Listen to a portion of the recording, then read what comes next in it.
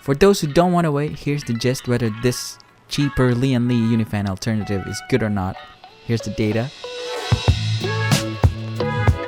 It has the same temperatures versus my old Silverstone Air Blazer 120s at a significantly slower RPM, and it's much quieter.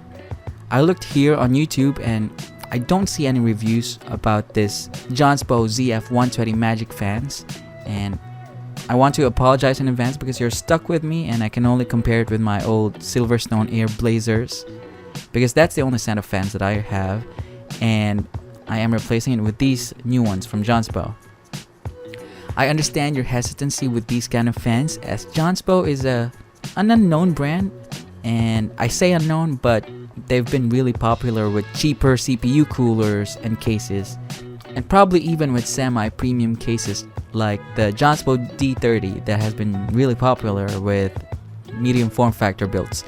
Personally, however, my last Jonsbo purchase was a low-profile cooler that I had to return because it promised a 200 watt TDP, but it failed to deliver.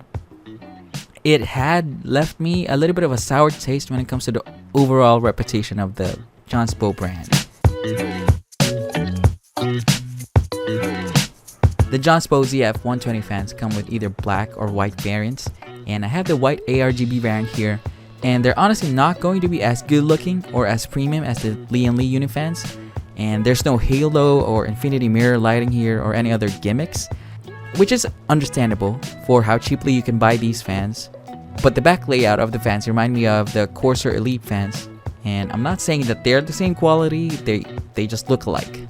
The white coating though for the fans are more like a cream white compared to the white coating that I have on my Asus Prime AP201, and it's a little bit disappointing that the whites from the fans do not match my case, but it's not that big of a deal. Attaching the fans to each other feels straightforward once you get used to it, although I couldn't really nail it down as I failed to attach them spectacularly. Twice. But how it works is you attach the fans at an angle and then you clip it firmly in place on the other side, where you'll hear a satisfying click. Detaching them is something that's also very satisfying, where you just push a fan with your two thumbs and it gets detached easily. There's no instructions though in the box on how to do this, so I had to figure it out for myself. The 3-pack includes the necessary fan screws as well as 2 included cables.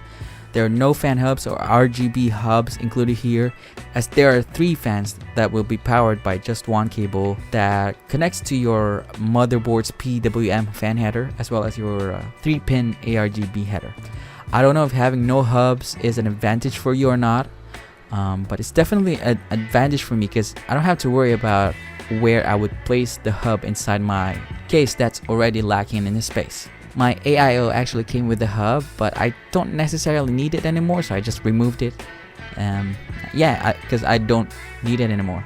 The other cable that's included is used to connect one fan to the other 2. Like for example, if you're gonna use one cable as a rear exhaust and the other 2 as a top exhaust, then you can do that. But I did not end up using the extra extension cable, because I don't have any reason to separate the 3 fans.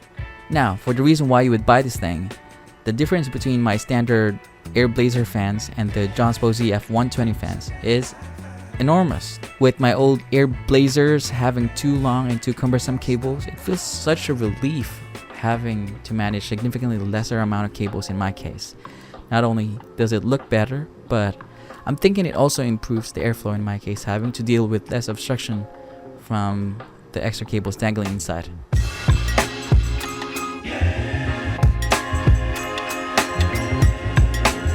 You've seen the numbers at the start of the video, but I want to explain what's going on here. The Jonsbo ZF-120 fans have less RPM than my previous fans, and at idle, the Jonsbo fans run around 600 RPM, and I can barely hear them, compared to the 1100 RPM of the Silverstone Air Blazer. And what's really weird is that that fan actually ran 1 degree hotter than the Jonsbo fans at idle.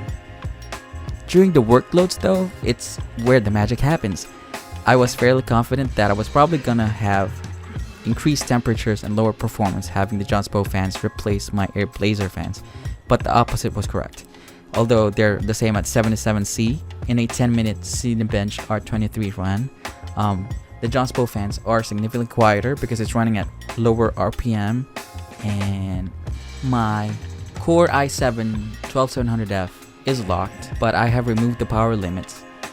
And before, I was constantly getting around 21,500 points using the Silverstone fans, but with the new fans, I am getting around 21,800 points with the Jonsbo fans, and you know, it's not that much, but it's definitely an improvement.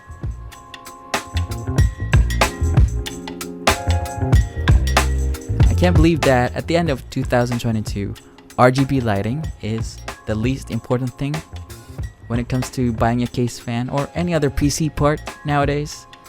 But I'm happy to report that the Jonsbo ZF-120 fans do work with Armory Crate, and I suspect that any other RGB software will also work just fine because of the 3-pin RGB cable.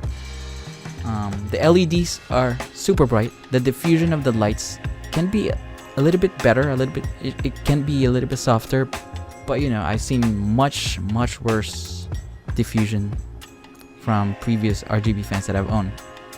So here we are at the end, and I'm pleasantly surprised by these Jonsbo ZF-120 Magic fans, as they're absolutely better than my previous fan when it comes to noise, performance, and design. And I think Jonsbo has designed something really good here, and especially if it doesn't really hurt your wallet compared to the Lian-Li Unifan, which really is expensive. I do hope that a lot more manufacturers should develop, you know, these kind of daisy chaining fans that do not include any cables, so that PC builders will have an easier time and much cleaner and good looking builds moving forward. But yeah, that's it for me. I want to thank you guys for watching. Have a great day. Bye.